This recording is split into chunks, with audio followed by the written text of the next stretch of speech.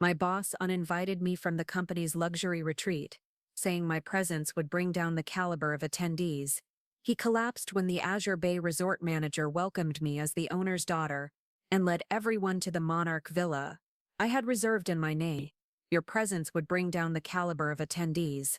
The words hung in the air like toxic smoke as I stood frozen in Nathan's doorway, my professional smile still plastered on my face while something inside me cracked. My boss leaned back in his Italian leather chair, fingers steepled, wearing that particular expression I'd come to recognize, false sympathy barely masking smug satisfaction. I just don't think you're executive material yet, Ava, he continued, his voice just loud enough to reach curious ears in the open office beyond.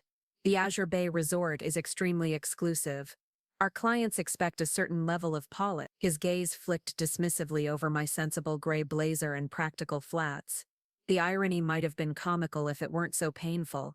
Azure Bay, my father's crowning achievement, the place I'd spent every childhood summer folding towels with staff and learning to swim. Before we begin, thank you for joining this journey. Ever felt overlooked despite your talents? Today's story of a brilliant marketing executive facing workplace discrimination might hit close to home. If you enjoy tales of reclaiming your power and standing in your truth, hit subscribe. It's free and helps our community grow. Now let's watch as Ava's boss discovers exactly whose daughter he's been underestimating. I am Ava Kingsley, daughter of William Kingsley, the reclusive resort magnate, as the business press calls him. Not that anyone at Stratus & Co. knew this. That was entirely by design. I understand, I replied evenly, though my heartbeat hammered in my ear. Thank you for the clarification. Walking back to my desk through the maze of suddenly busy coworkers pretending not to have overheard everything, I maintained perfect posture. Another lesson from my father. Never let them see weakness. Avi, he'd say. The moment they smell blood, they'll tear you apart. 3 years ago, fresh out of my MBA program, where I graduated top of my class, I made a decision that confused everyone who knew my background. Instead of taking my rightful place at Kingsley International Retreat, I chose a mid-level position at a modest marketing agency. My father had been puzzled, but supportive. Find your own path, he said. That's a luxury my money should afford you. I'd watched wealth isolate him over the years, people either wanting something or too intimidated to be authentic.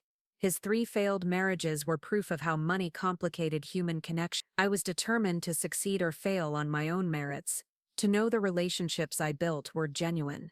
My loft in Eastwood was modest but comfortable. My 6-year-old Toyota was reliable if unimpressive.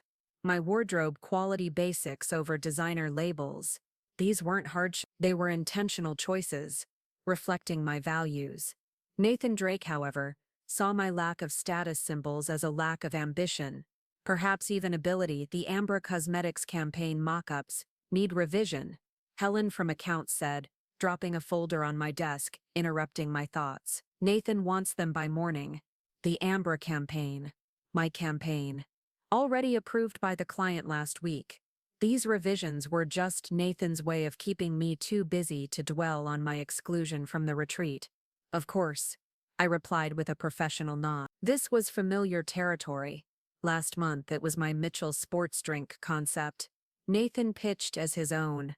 The month before, I was mysteriously uninvited from the Wilson retail rebrand presentation I'd developed from scratch. Nathan had a talent for undermining, without evidence, the cosmetics accounts, household products, the soft brands always sent my way. No matter my strong record with tech and finance, my computer pinged. A new email from Clara Whitmore, our newly hired VP of Client Relations. Can you drop by my office at Want to discuss your thinking on Apex? Brilliant work. CW wet. That message alone would send Nathan into a strategic panic. Clara had seen my digital strategy pitch last week, asked sharp questions, gave public credit for my research and vision. That brief moment of recognition had felt like rain after drought, Nathan noticed. I saw his narrowed eyes as Clara engaged with my ideas. Afterward, he hovered near her compliment, inserting himself into the conversation. As I gathered notes for my forward with Clara, I caught Nathan watching me from across the office. Calculating, He'd been uneasy since I landed Apex Technologies, a major tech client who'd specifically requested me after seeing my work. The Apex win should have been celebrated. Instead, Nathan immediately assigned Brandon and Jason to support me. "You'll need backup on this one, Ava," he said with a tight smile. "It's a big account for someone at your level." Both men were junior to me in experience and position, but they were unquestionably members of Nathan's boy club, frequent guests at his golf weekends and whiskey tastings. Their addition to my project wasn't support, it was dilution, a transparent attempt to split the credit three ways when success came, or to have built-in scapegoats if anything went wrong. Clara's office door was open when I arrived, and she waved me in with genuine warmth. "Ava, come in. I've been reviewing your Apex proposal again. The integration of AI predictive analytics with traditional consumer behavior models is fascinating." For the next 30 minutes, we engaged in the kind of substantive professional conversation I had been craving. No politics, no posturing, just authentic exchange of ideas. When she suggested becoming more involved in the Apex account, I felt something dangerous stir hope. "Nathan mentioned you won't be joining us at the retreat next week," Clara said as our meeting concluded. "That's disappointing. It would be valuable to have your perspective." My carefully constructed professional mask nearly slipped, so Nathan had already laid the groundwork, likely suggesting I'd declined the invitation due to some personal shortcoming. "Yes, unfortunately I won't be attending," I replied, neutral. "Well, we'll catch up when we return," she said with a smile that seemed genuine. "I see tremendous potential in your work, Ava." As I walked back to my desk, I spotted Nathan exiting the conference room with Brandon and Jason, all three laughing comfortably. They quieted as I passed, exchanging glances. "Ava," Nathan said, his tone artificially bright, "the guys have had some great ideas for the Apex campaign. We're thinking of pivoting from your original concept, more dynamic, more cutting edge. We'll discuss when I'm back from the retreat." And there it was, the familiar pattern. The retreat would happen without me. Decisions would be made in my absence. My work would be repackaged under someone else's name. But this time would be different. Azure Bay wasn't just a luxury destination. It was my legacy, my history. My name Kingsley was literally carved into the stone at the resort's grand entrance. As Nathan walked away, still smirking, I made my decision.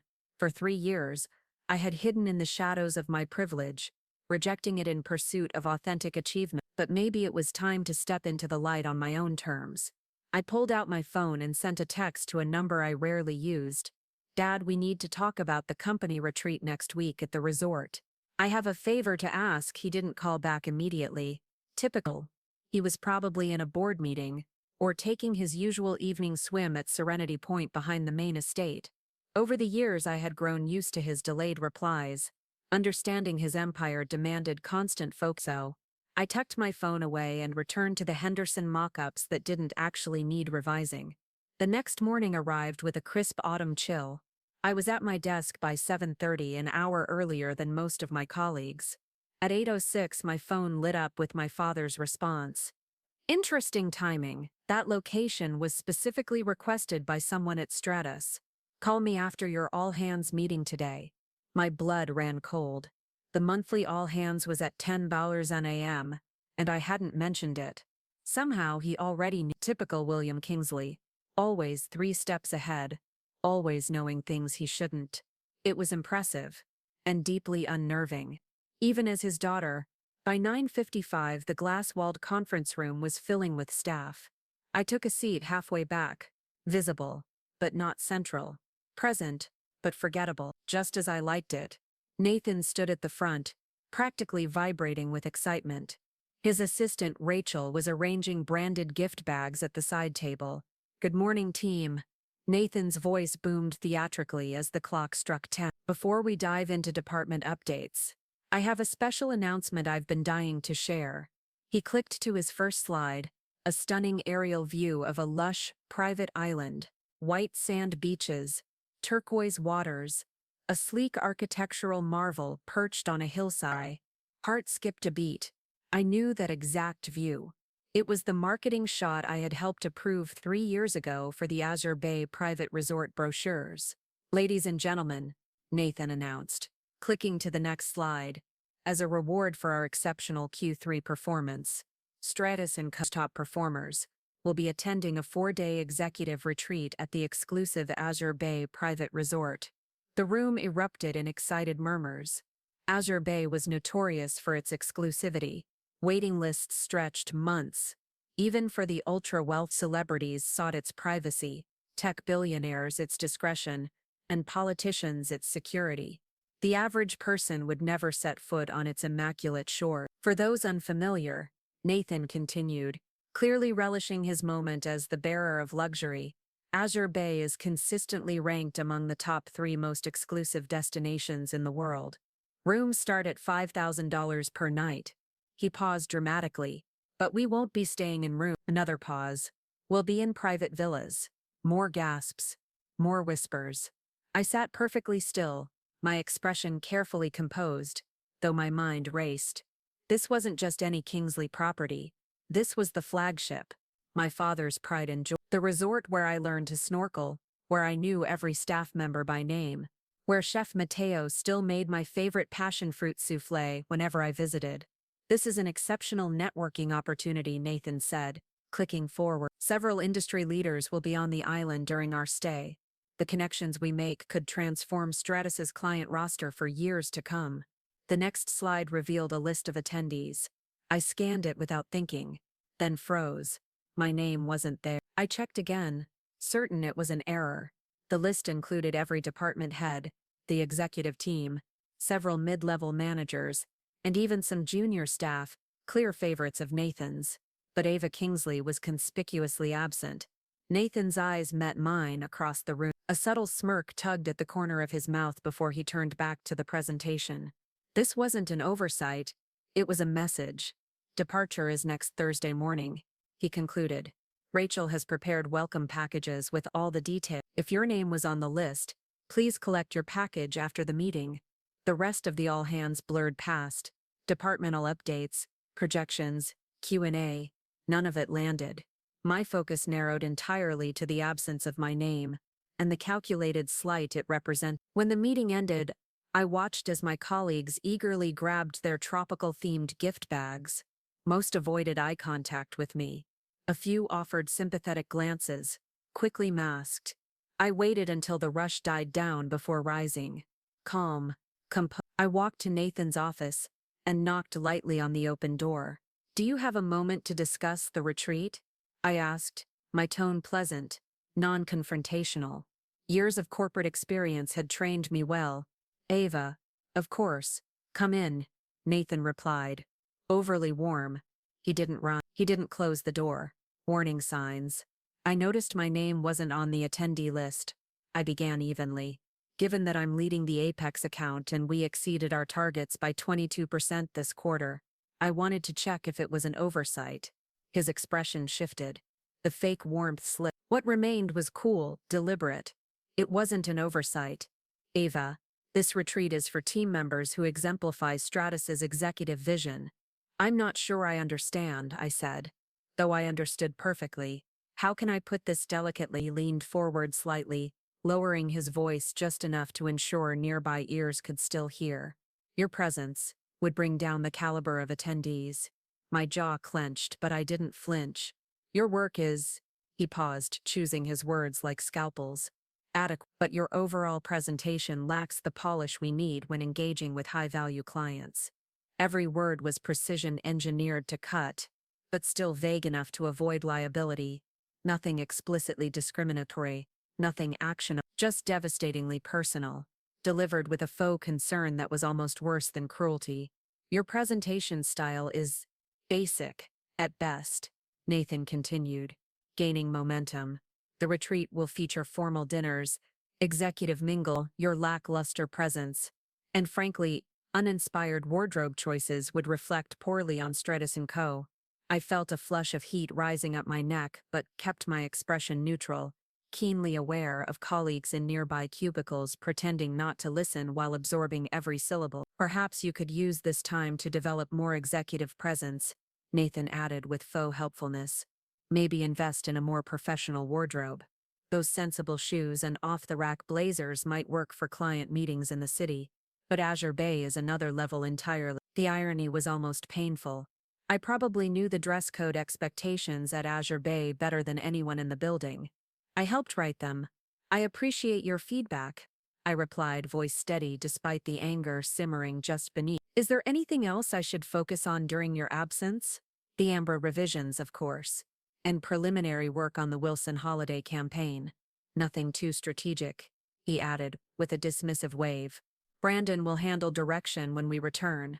That'll be all, Ava. I walked back to my desk through what felt like an invisible corridor of judgment. Colleagues suddenly needed to check their phones or became deeply engrossed in their screens. As I passed, no one made eye contact. No one offered a sympathetic glance. That's when I made my decision. For 3 years, I had suppressed my background, denied my connections, and pursued validation through merit alone.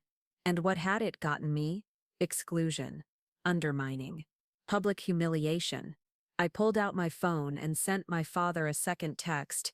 Let's make some arrangements for next week, but on my terms. It was time for Nathan Drake to learn exactly whose caliber he'd been questioning. My apartment felt different that evening. Smaller? Somehow as if the walls had closed in with the weight of the day's humiliation. I kicked off my sensible pumps, tossed my supposedly inadequate blazer over a chair, and poured myself 2 fingers of the 30-year-old Malin my father had given me last Christmas, the one indulgence I allowed myself behind closed doors. The amber liquid burned pleasantly as I took a sip and stared out over the city lights. My phone buzzed on the counter. Dad was calling. Hey, Dad, I answered, trying to sound normal, but I could hear the strain in my own voice. Ava, he said gently, his tone low and probing. What's this about the retreat? I thought you were keeping work and family strictly separated. I sank into the couch, suddenly exhausted. That was the plan, until I exhaled. Until my boss decided I wasn't caliber enough to attend a retreat at our own resort. The words tumbled out, laced with more bitterness than I intended. He was silent for a moment. I could picture his face, the narrowed eyes, the slight tightening of his jaw. That look had made boardrooms go silent. I'll handle it, he said finally, voice low and dangerous. One call, and this Nathan person won't just be uninvited from the resort, he'll be uninvited from his job. No. I sat up straighter. That's exactly what I don't want. Ava, I've spent 3 years building a career without your intervention, and look where that's gotten you, excluded and disrespected. It's gotten me authentic experience, I countered. If you step in now, everything I've worked for becomes meaningless. I need to handle this myself. The line went quiet, except for the soft rush of waves on his end. He was at the main estate, likely on the terrace at Serenity Point, watching the sun disappear into the Pacific. What do you propose? He asked, finally. Let them come to the resort, I said. Let events unfold naturally. I took another sip of whiskey, a plan crystallizing with each word. But I need Julian to know I'm coming. And I need the Monarch Villa. He chuckled, mood lifting slightly. The Monarch? The one you helped design? That's a $25,000 per night booking. Precisely. For the first time that day, I smiled. And I need you not to warn them who I am. Let me handle the reveal. This sounds like the Ava I know, he said, pride evident. The Monarch is yours. I'll have Julian prepare everything to your specification. After we hung up, I didn't go to bed.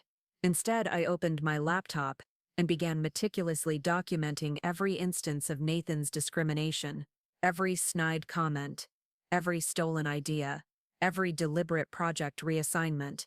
By 2 a.m., I had compiled a comprehensive file spanning 3 years of subtle undermining and not-so-subtle dismissals. The temptation to resign on the spot was strong, but that would have been emotional, not strategic. Nathan didn't just need to lose an employee he didn't value. He needed to learn something. And Stratus, despite its flaws, had talented people who deserved better leadership. Perhaps, I thought as sleep finally claimed me, this wasn't just about reclaiming my name. Maybe it was the beginning of something bigger. By Wednesday, 3 days before the retreat, Nathan had assigned me 4 additional projects, all with urgent deadlines, that mysteriously coincided with the team's return. It was obvious. He wanted me buried in busy work while they networked in paradise. The most telling disappointment, however, didn't come from him. It came from Clara. After our promising start, I had hoped she might at least question my exclusion, or bare minimum, maintain a professional connection. Instead, she began avoiding me entirely. Twice I caught her pivoting in the hallway the moment she saw me. In meetings, even when I raised points directly related to her scope, she responded to others. I became invisible, present, but inconvenient. It all culminated on Thursday afternoon. I stopped by her office to discuss the Apex timeline. "Not a good time," she said briskly, not even glancing up from her monitor. "Send me an email. I'll review it after the retreat." I hesitated. "I thought you wanted to be involved with Apex." She finally looked up. Her expression was careful. Too careful. "Priorities have shifted. Nathan feels the account needs a more executive approach."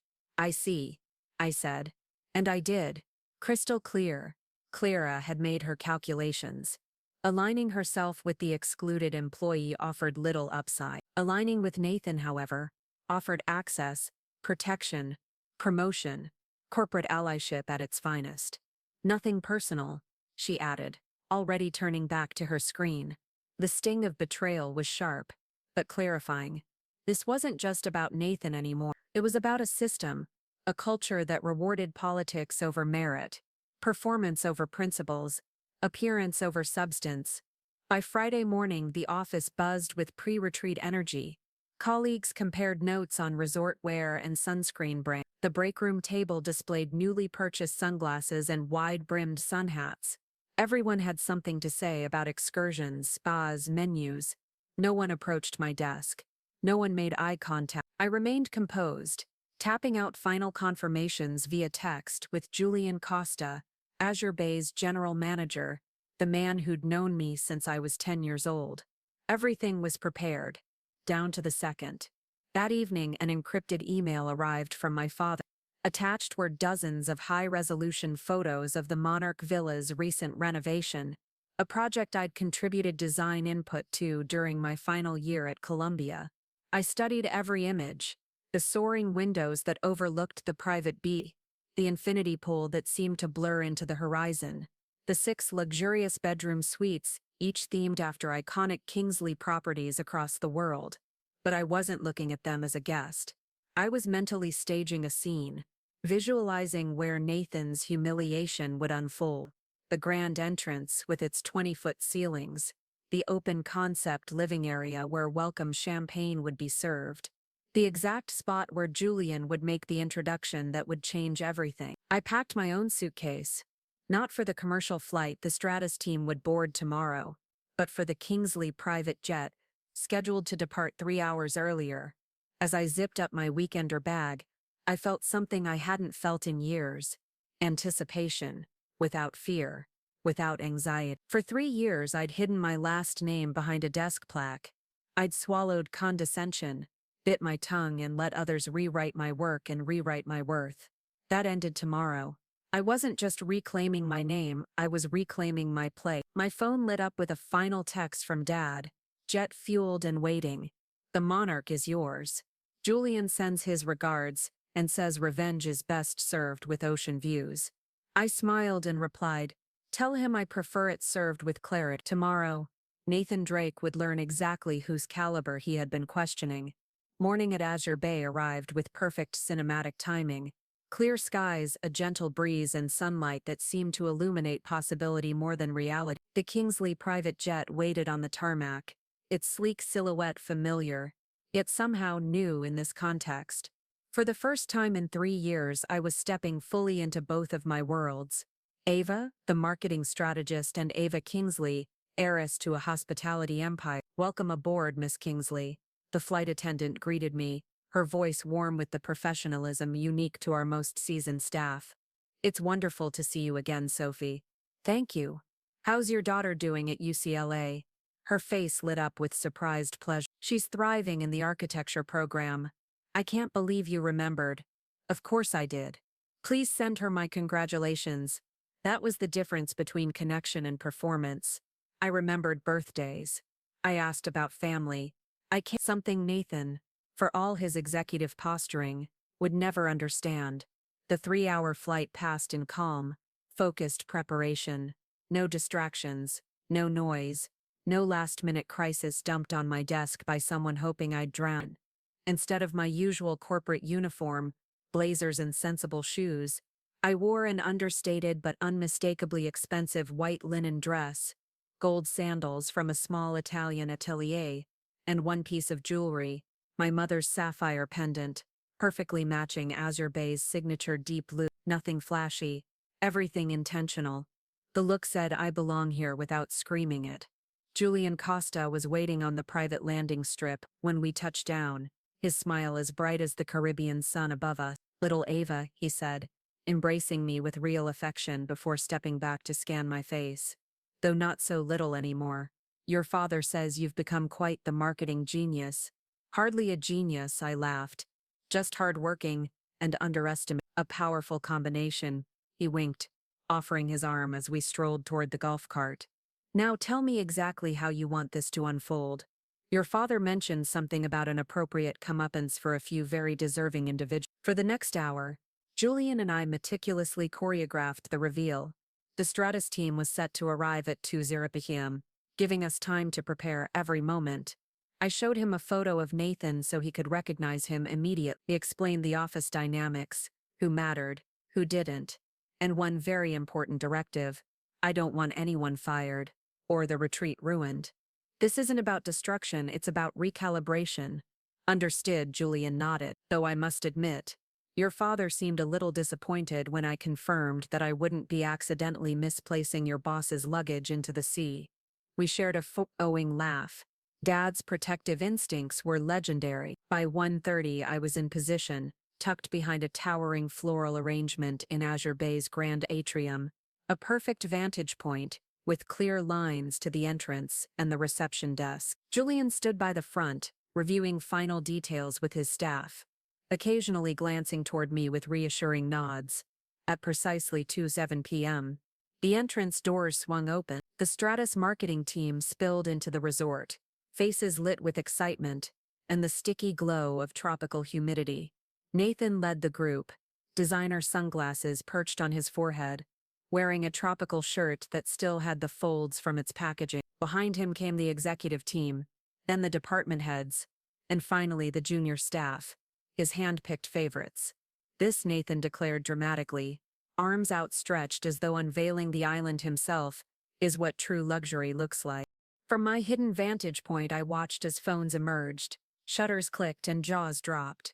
Colleagues wandered, mouths slightly agape, taking in the soaring ceilings, the hand-carved wood details, the panoramic views of the sapphire ocean, the indigenous art collection, the salt air, the soft echo of fountains. They were already posing before they had even checked in. "Remember, everyone," Nathan's voice echoed through the lobby, "we're representing Stratus here. I've personally been to several Kingsley properties before, and I can tell you they have very high standards." I suppressed a smile knowing full well Nathan had never stepped foot on any Kingsley property. Our invitation-only booking system and strict privacy policies made fake claims like his easy to disprove. But he didn't know that, and the owner himself is famously particular, he added, embellishing without hesitation. "William Kingsley and I actually discussed marketing strategies in Verbier last winter." My eyebrows twitched. Verbier. Dad hadn't been to Switzerland in 5 years. He'd spent every winter since in Cape Warua, our South Pacific eco-resort. The audacity of Nathan's lie was almost impressive. "And just a note when you're interacting with staff," he added, adjusting his collar like a C-list celebrity. "They're used to serving real VIPs. Politicians, tech moguls. You want to act like you belong." He glanced toward the infinity pool. "Speaking of which, Jennifer Lawrence stayed in this very resort just last month," he added casually. "We had a lovely little chat by the pool." At that I had to bite my lip to keep from laughing. Yes, Jennifer had stayed in the Monarch Villa. But no, Nathan wouldn't have been allowed within 300 feet of her, let alone chatting casually at the pool. The stage was set. Julian caught my eye, and with a subtle nod, it began. I had to bite my lip to keep from laughing outright. Jennifer Lawrence had indeed stayed recently in the same Monarch Villa that awaited the Stratus team.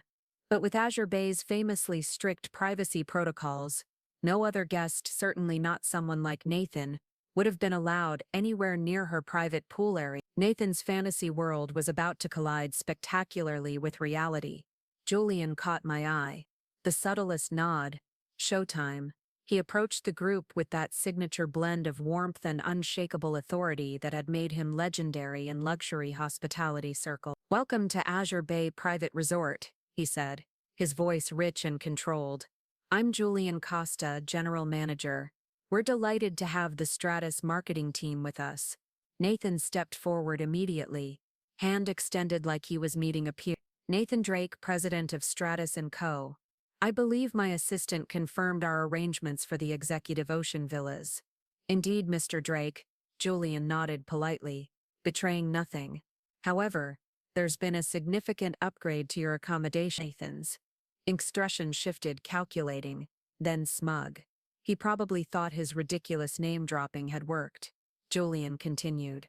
"If you'll allow me to greet," he paused, eyes scanning the atrium, and then landing squarely on me.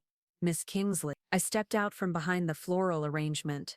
All eyes turned, phones lowered. Conversations died mid-sentence. Julian walked right past Nathan without a glance, and embraced me warmly. "We've been eagerly anticipating your return," he said clearly enough to carry across the entire space.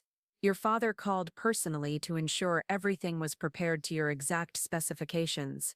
The silence was absolute. I could practically hear the cognitive gears grinding in real time as my colleagues tried to process what they were witnessing. "Thank you, Julian," I replied, matching his volume. "It's wonderful to be home." Nathan's face was a study in collapse, confusion, then outright panic. The blood drained so fast I thought he might actually faint. "Ava," he finally choked out, his voice barely above a whisper. I turned to him with a serene smile. "Hello, Nathan." Surprise. He stumbled backward, colliding with the reception desk. A staff member reached out instinctively to steady him as he grabbed the counter for support. "But, you how?" "Kingsley," he stammered, eyes darting between Julian and me like a man watching the floor vanish beneath him. Julian, consummate professional that he was, continued as though nothing unusual had occurred. "Everyone, please follow me to the Monarch Villa, which Miss Kingsley has graciously reserved for your company's use." "The Monarch Villa," Clara echoed, finding her voice first among the stunned crowd. "Yes," Julian confirmed with cheerful precision. "The crown jewel of our property. $25,000 per night, though of course there's no charge for Miss Kingsley's guest." As the group, visibly shell-shocked, began to shuffle toward the waiting golf carts, I fell into step beside Nathan. He was still pale, still reeling, still trying to find the narrative thread he could cling to. "Don't worry," I said softly. "Just for him, I wouldn't dream of bringing down the caliber of attendees." I offered a small smile. After all, this is what true luxury looks like. The procession through the grand atrium felt surreal. I walked beside Julian with practiced ease, while my coworkers shuffled behind us like dazed tourists. In my peripheral vision I caught it all. The sudden reversal, the recalibration of status. The same people who had avoided eye contact with me for weeks were now offering sheepish smiles and awkward waves. Jason, assigned to support me on Apex, walked straight into a marble column while staring. Brandon, Nathan's other protege, whispered something urgently to Clara, who nodded, her forced smile frozen in place. Nathan trailed behind them all, breathing audibly as though he'd run a mile instead of walked 20 steps. The man who once commanded every room at Stratus now seemed dwarfed by the space around him.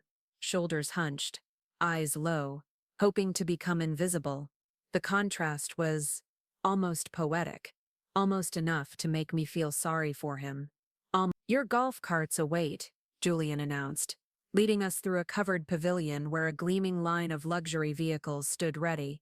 "Miss Kingsley, will you be riding in the lead cart with me?" "I'd be delighted," I replied, just as Nathan instinctively stepped forward, clearly assuming he'd been invited to ride beside Julian. He halted mid-step when reality set in, retreating awkwardly as Julian helped me into the front passenger seat. Our small convoy glided through the lush tropical landscape, winding along pathways I knew by heart. As we passed a familiar grove of coconut palms, I turned to Julian with genuine warmth. The palms look beautiful. Maria's team has done wonders with the landscaping this season. She'll be thrilled you noticed, Julian replied with a grin. She still talks about how you helped her plan the native plant restoration project when you were, 15? From the back seat I heard a small gasp. Danielle Harper, our HR director, had been assigned to ride in the same cart. I caught her expression in the side mirror, the widening eyes, the dawning realization. My knowledge of the resort wasn't the result of some last-minute Google search to impress coworkers. It was lived. As we continued, I pointed out more features knowing they'd be overheard. I see Dad finally implemented my suggestion about the meditation pavilion near the East Cove. The sunrise hits perfectly from that angle.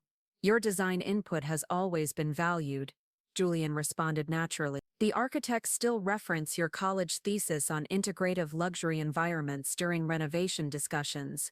Each casual exchange reinforced what Nathan and the others were beginning to understand. My connection to Azure Bay wasn't just familial. It was foundational. I hadn't just grown up here, I had helped build it, shaped it, curated it. The sanctuary they deemed me unworthy of entering, I'd co-authored. Our procession arrived at the Monarch Villa, its dramatic silhouette rising from the cliffside like something out of a Bond film, breathtaking ocean views. From three sides, sea air fragrant with salt and frangipane, a full staff stood in formation waiting just outside the grand entrance. The same VIP protocol we reserved for heads of state and international dignitaries. Welcome to your home for the next 4 days, Julian announced to the group as we stepped inside the soaring Great Hall, its 20-foot windows flooding the room with natural light, indigenous hardwoods gleaming beneath curated museum-quality art. Miss Kingsley has arranged for the entire villa to be at your exclusive disposal. The collective gasp from my colleagues was audible. Eyes widened as they took in the sprawling infinity pool that appeared to merge with the horizon, the sunken lounge with bespoke furniture, the private terraces, the 6 themed bedroom suites, each more opulent than the last. Julian, would you mind if I handled the room assignment? I asked, taking the villa's tablet from him with practiced familiarity. I have a few thoughts on which spaces would best suit each guest. Of course, Miss Kingsley, he replied with the faintest conspiratorial smile. I scrolled casually through the digital floor plan. Rachel and Helen, you'll be in the Ocean Master Suites. Both women blinked, stunned. Those were the most coveted rooms in the entire property, typically reserved for top-tier executives. They looked between each other, barely hiding their disbelief. Brandon and Jason, you'll be in the Coral Suites, the ones with private plunge pools. I worked my way up the corporate ladder in reverse, assigning the most luxurious rooms to the junior staff who had at some point shown me basic human decency. Clara's smile faltered slightly as she realized her name hadn't been called yet. Finally, only Nathan remained unassigned. And Nathan, you'll be in the garden suite. I smiled pleasantly. What I didn't mention was that the garden suite, though impeccably decorated, was the only room without an ocean view. It faced the service entrance and had been designed originally for security staff traveling with dignitaries. Staff will escort you to your accommodations. I added smoothly, please take time to refresh and relax. We'll gather for welcome cocktails on the main terrace at sunset, followed by dinner at 8. As the group dispersed, still reeling, Nathan approached me. His expression was tight, shoulders hunched, smile forced. Ava, Miss Kingsley, might I have a word in private? I nodded and led him to a small sitting area, partially screened by tropical plants, still within view of others, but far enough for a quiet conversation. Ava, he began, voice trembling slightly, I believe there's been a significant misunderstanding. Really? I tilted my head, expression neutral. Please elaborate. My decision regarding your attendance at the retreat, it wasn't what you think. He leaned forward, eyes darting around nervously. I was actually protecting you. I blinked. Protecting me, I echoed, my tone light with genuine curiosity. Please, Nathan. Dig deep. Absolutely, Nathan said, his confidence inflating under the illusion that I was buying his nonsense. I suspected you might have connections here. Just intuition, really. From our past conversation, I was concerned that if others discovered your family ties, They might try to exploit the relationship professionally. The audacity of such a transparent fabrication was almost impressive. I kept my gaze steady, offering no response, just silence. Letting it stretch, letting it grow teeth, he squirmed.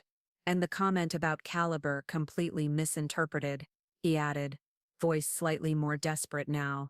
What I meant was that you were above the caliber of our regular corporate retreats. Too sophisticated, really. I still didn't speak. He reached one final time, grasping at a lifeline with a trembling hand. I've always valued your contributions, Ava. Always. I let it hang there, his flailing, his desperation, until the silence became physically uncomfortable. Then finally I stood. How interesting, I said coolly. If you'll excuse me, I need to check on the dinner arrangements. The evening unfolded exactly as I had envisioned in my meticulous planning. The welcome dinner was served on the villa's main terrace, just as the sun began melting into the horizon, casting the sky in impossible shades of coral and lavender. Lanterns flickered, wine glasses sparkled. The sound of the sea formed a perfect, effortless soundtrack. The executive chef, Chef Mateo, the very same who'd taught me to make my first soufflé at age 12, had curated a 7-course tasting menu, weaving together local delicacies with Kingsley's signature dishes. As we dined, I found myself genuinely enjoying the shifting expressions on my colleagues' faces: surprise, awe, then something else, quiet reevaluation. I discussed wine vintages with the sommelier, not performatively but with familiarity. I recognized flavor profiles, noted regional subtleties. I shared stories about the artists whose original works adorned the villa walls. None of it was scripted, none of it was performative. These weren't borrowed facts from a tour guide or flashcards rehearsed for a show. They were pieces of myself, ones I had deliberately suppressed at Stratus to avoid standing out. Across the table, Nathan picked at his food, attempting occasional contributions that fell awkwardly flat. His usual bombast had vanished, replaced by a haunted look and a heavy silence. The hierarchy he once lorded over had been inverted in one extraordinary afternoon, and he knew it. By the time dessert was served, golden mango tartlets with sugared passion fruit, the message was received.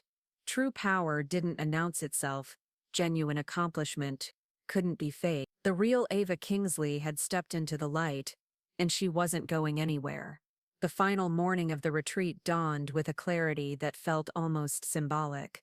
For 3 days, my colleagues had been navigating this new reality with varying degrees of adaptation. Some, like the junior team members, thrived, finally able to speak freely and contribute without fear of gatekeeping. Others, especially those who had aligned themselves with Nathan, kept their distance, unsure where they stood in this recalibrated hierarchy. Nathan himself had become a ghost. He showed up to scheduled activities, said little, avoided my gaze. His posture had changed, shoulders hunched, voice softer, as though afraid of triggering another collapse of his narrative. I was reviewing the day's agenda with Julian when his expression shifted. A flash of curiosity, then surprise. He looked past me toward the grand entryway and nodded respectfully. "It appears," he murmured, "we have an unexpected visitor." I turned, and there he was.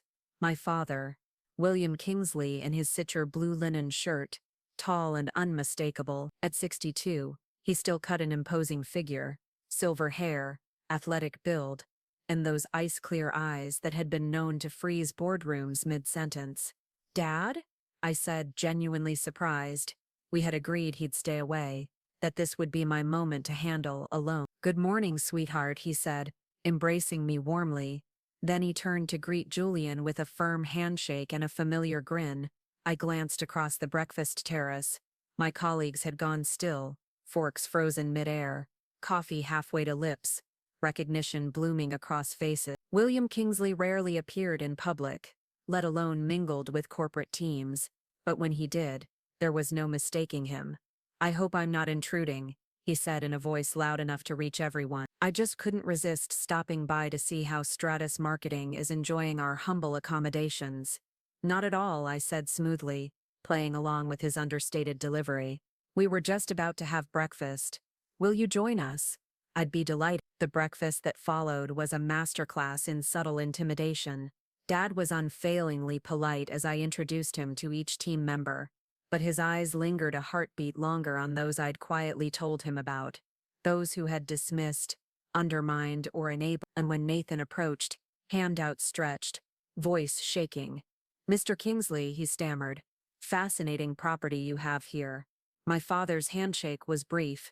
His smile did not reach his eyes. "Thank you," he said calmly, "though I must apologize for the property's microphones. They're far too sensitive. Picked up some interesting conversations yesterday. Something about caliber of attendees, I believe." Nathan paled. His lips parted, but no sound came. Dad didn't elaborate. He didn't need to. The seed of fear was already planted, and it would grow. "Thank you," Dad replied smoothly, "though I must apologize for our communication system. The villa's microphones are surprisingly sensitive." He paused, letting the silence build. "Picked up some interesting conversations yesterday. Something about caliber of attendees." He glanced sideways at me, one brow lifted in theatrical innocence. "A technical glitch," he added casually. "We're working on it." Nathan's face drained of all color. He froze in place, every muscle locked as he did the mental math. He had no idea whether the comment had truly been overheard or not, and that uncertainty was enough to unravel him. Of course, Dad was bluffing. Azure Bay's privacy protocols were legendary.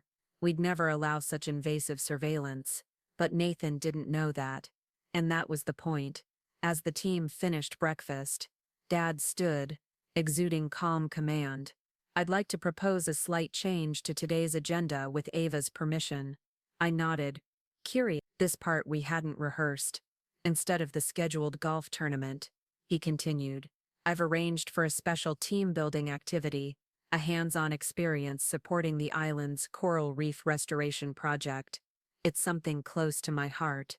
And to Ava, he gestured toward a display set up near the terrace doors. It hadn't been there earlier. Posters, photographs, charts showing progress from over a decade of conservation work, and then images I hadn't expected. Photos of me at different ages, in wetsuits, gloves, laughing in the surf, holding coral fragments beside scientists and conservationists. "What many of you may not know," Dad said, "is that Ava has been anonymously funding these initiatives for years. In fact, the educational component of our coral nursery program was largely her design." Murmurs spread through the crowd. People turned to look at me, really see me for the first time. The Ava they thought they knew, the one they thought lacked polish, the one they assumed didn't fit the room, had been quietly shaping policy, funding science, designing curriculum, while asking for no recognition. After breakfast, the team changed into casual attire and headed to the Marine Conservation Center, where local marine biologists guided us through the process of preparing coral fragments for transplantation. I found myself working beside junior staff, people who just days ago had looked past me. Now they were engaging, asking thoughtful questions, not just about the reef project, but also about marketing, about career progression, about ethics in leadership. It felt like something changing. During a break, I saw him, Nathan, alone, standing at the edge of the beach, staring out at the horizon as if hoping the tide would carry away the last 3 days. It was time. I walked over, barefoot in the sand, a folder tucked under one arm, the one I had retrieved from my room that morning. "Beautiful view," I said, stopping beside him. He flinched, then nodded. "Ava, before you say anything else," I interrupted gently, "I'd like you to review these." I handed him the folder. He opened it in silence. Page after page of documented history, emails, meeting notes, project timelines, pitch decks, every idea misattributed, every quiet reassignment, every comment made to diminish me. As he flipped through, his expression changed, defensiveness fading to resignation, and then, finally, defeat. A man forced to see himself clearly. "I could present these to the board," I said quietly, "or file a formal complaint." He looked up, eyes rimmed with something that looked almost like fear. "You're going to destroy me," he whispered. "No," I replied firmly but kindly. "That was never my intention." I took a breath. I'm offering you something else. Redemption. His head snapped up, confused, hopeful, suspicious. I want 3 things, I said, voice steady. 1. Mandatory sensitivity training for all executives, yourself included. 2. A complete restructuring of Stratus's advancement and evaluation policies to ensure transparency and merit-based promotion. And 3. Your public support for those changes, internal and external. He blinked, stunned. And if I refuse, then yes, I said calmly. These documents go to the board. Nathan swallowed hard. But I'm hoping, I continued, you'll choose growth over destruction. The silence stretched between us, long and heavy, filled only by the soft crash of waves and the distant voices of our colleagues preparing coral fragments on the shoreline. Why? He finally asked, voice quiet. Why offer me a way out? After everything. I turned to face the horizon, the sun dipping low over the water. Because revenge might feel satisfying momentarily, I said, but it doesn't create lasting change. I glanced back at him. Transformation does. That evening's closing dinner was held right on the beach. Torches lined the perimeter, their flames dancing in the wind. Tables were set directly on the sand, white linens fluttering, lanterns glowing soft gold. As the final course was cleared, for the first time in years I felt a clarity of purpose, not driven by defiance, but by something deeper, forward-facing. 3 years ago, I began. I made a decision to hide part of my identity. I wanted to succeed or fail based solely on my own merit, not my family name. I looked around at the attentive faces, some open, some wary, all listening. What I discovered, I continued, is that privilege operates in subtle ways, even when you try to set it aside, even when you think you're walking alone. I paused, letting the words settle. My time at Stratus opened my eyes to challenges that many face, without the safety net I've always had, and regardless of how I dressed, or where I lived, or what I chose to reveal, I was always walking with protection others didn't get. At the far end of the table, Nathan sat with his gaze lowered, shoulders still. But now, I said, we move forward. I let my voice lift.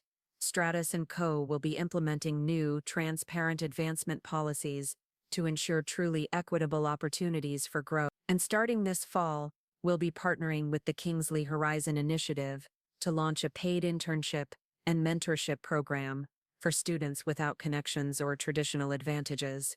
We'll open doors and keep them open. Applause broke across the table, some enthusiastic, some delayed. Whether it was genuine support or simple recognition of the new power dynamic, I couldn't say, but the seed had been planted, and that was enough. 6 months later, I sat behind the desk that had once belonged to Nathan Drake. Now it was mine. After his conveniently timed health-related departure, I'd stepped into the role of president of Stratus & Co. The board hadn't hesitated. The quarterly report on my desk glowed with green. Profitability up 34%, client satisfaction higher than ever, diversity metrics, transparency audits, mentorship retention, all exceeding projections. My office was simple. No status symbols, no overcompensating artwork, just the things that matter. On my desk sat a small piece of coral, preserved in glass, a gift from Julian after the retreat, a reminder of the day I stopped hiding, of the why behind the what. Beside it, a framed photo of Dad and me, standing with the first cohort of Kingsley Initiative interns, now rising stars in marketing design and corporate ethics. The intercom buzzed. My assistant's voice came through. Your father's on line 1. Something about planning next year's company retreat. I smiled, picking up the phone as sunlight poured into the room. Hi, Dad, I said. I was just thinking about you. Ava's story is a powerful reminder that true worth doesn't come from titles, appearances, or status, but from resilience, integrity, and knowing who you are.